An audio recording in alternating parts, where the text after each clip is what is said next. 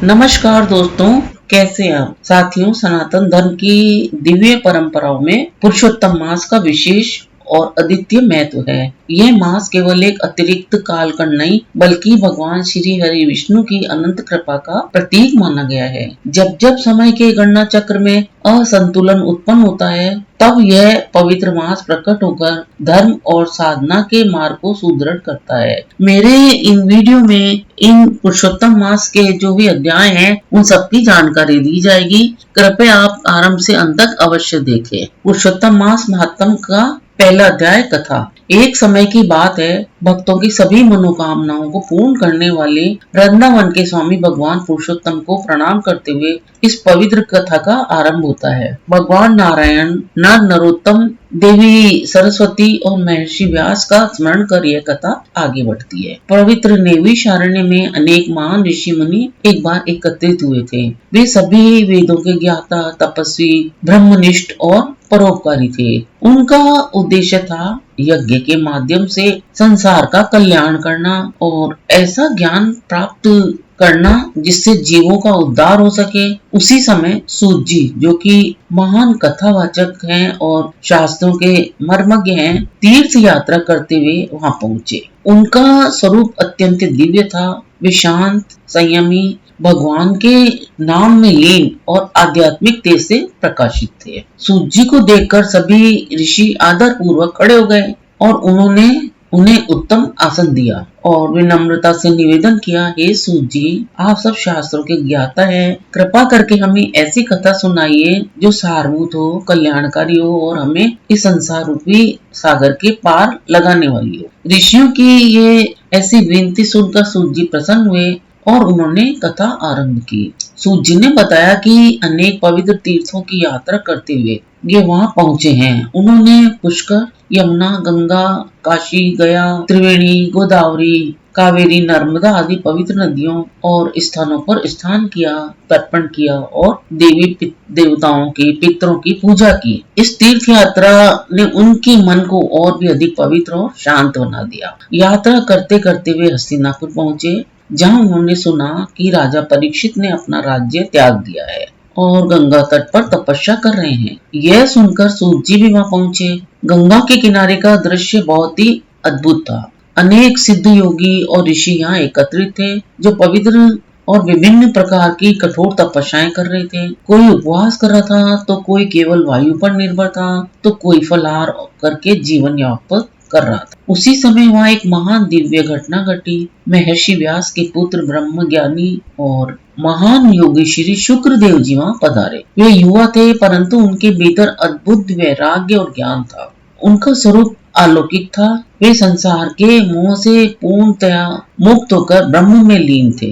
उनके आगमन पर सभी ऋषि मुनि सम्मान पूर्वक खड़े हो गए और उन्हें एक ऊंचे आसन पर विराजमान किया। शुक्रदेव जी उस सभा में ऐसे शोभित हो रहे थे जैसे आकाश में चंद्रमा तारों से घिरा हुआ चमकता है। सभी मुनि उनके चारों ओर बैठकर उनके मुख से ज्ञान और भगवान की कथा सुनने के लिए उत्सुक थे। तो ये है अध्याय 1 अधिक मास का। अब सूत जी बोले, हे मुनियों, जब राजा परीक्षित गंगा तट पर पहुंचे तब भगवान शुक्रदेव जी ने उन्हें श्रीमद् भागवत की अमृतमय कथा सुनाई। उस कथा को सुनकर राजा परीक्षित को मोक्ष प्राप्त हुआ। उस दिव्य दृश्य को देखकर और वहां के पुण्य वातावरण का अनुभव करके मैं यहाँ यानी कि सूत जी यहाँ आपके सबके यज्ञ का दर्शन करने आया हूँ। आप जैसे ब्राह्मणों का ये देखकर मैं स्वयं को धन्य मानता हूँ। ऋषियों ने कहा, हे सूत जी, आपने जो भगवान व्यास जी के मुख से सुना है वह अत्यंत अद्भुत और दुर्लभ है। कृपा करके हमें वही कथा सुनाइए जो जीवन का सार हो और जो मन को शांति दे और जो अमृत से भी बढ़कर हितकारी हो। सूत जी विनम्रता पूर्वक बोले, मैं तो साधारण हूँ परंतु आप महान ऋषि हैं, मुझसे प्रश्न कर रहे हैं, ये मेरा सौभाग्य है। जो कुछ मैंने अपने गुरु व्यास जी से सुना है वही मैं आपको फिर सुनाता हूँ। इसके बाद सूत जी ने एक पुरातन प्रसंग सुनाया। उन्होंने बताया कि एक बार देवर्षि नारद बद्रीनाथ के समीप स्थित नर नारायण के आश्रम में पहुंचे। वह आश्रम अत्यंत पवित्र और दिव्य था। वहाँ अनेक तपस्वी, सिद्ध पुरुष और देवता निवास करते थे। चारों ओर हरियाली, फल फूलों से लदे हुए वट वृक्ष वृक्ष और पवित्र गंगा व अलकनंदा की धारा उस स्थान को और भी सुंदर बना रही थी। नारद मुनि ने वहां पहुंचकर भगवान नारायण को साष्टांग प्रणाम किया। भगवान नारायण गहन तप में लीन थे उस समय। उनके तेज से समस्त वातावरण प्रकाशित हो रहा था। उन्हें देखकर नारद जी ने अत्यंत श्रद्धा और प्रेम से उनकी फिर स्तुति की। नारद जी बोले, हे देवों के देव, हे जगन्नाथ, आप कृपा के सागर हैं।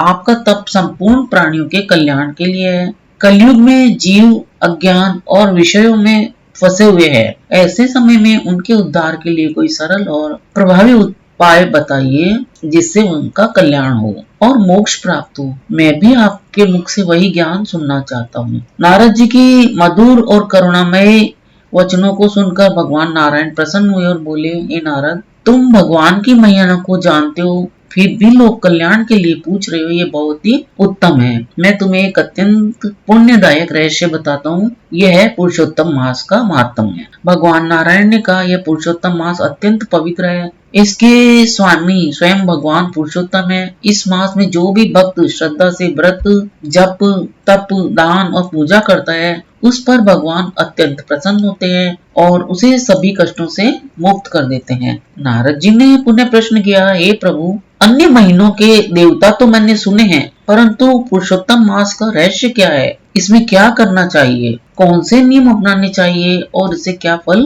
प्राप्त होता है? कृपा करके विस्तार से बताइए। तब नारद जी ने आगे कहा, हे प्रभु, इस संसार में अनेक लोग दुखी हैं। कोई दरिद्र है, कोई रोगी है, कोई संतानहीन है, कोई दुख और शोक से पीड़ित है। ऐसे सभी रोगों के कष्टों को दूर करने वाला उपाय हमें बताइए। सूत जी कहते हैं, नारद जी के इन कल्याण से भरे वचनों को सुनकर भगवान नारायण गंभीर और शांत स्वर में फिर आगे की कथा कहने लगे, जिसमें समस्त संसार का कल्याण हो सके। तो ये है अध्याय 2 पुरुषोत्तम मास का। अब जो आगामी वीडियो है वो पुरुषोत्तम मास महात्म की कथा का तीसरे का होगा, तो आप उसे भी अवश्य देखें। दोस्तों, आपको ये जानकारी कैसी लगी अध्याय 2 की? अगर अच्छी लगी हो तो मेरे इस वीडियो को लाइक, शेयर और सब्सक्राइब कर लें। अपना मूल्य समय देकर वीडियो देखने के लिए आपको बहुत बहुत धन्यवाद।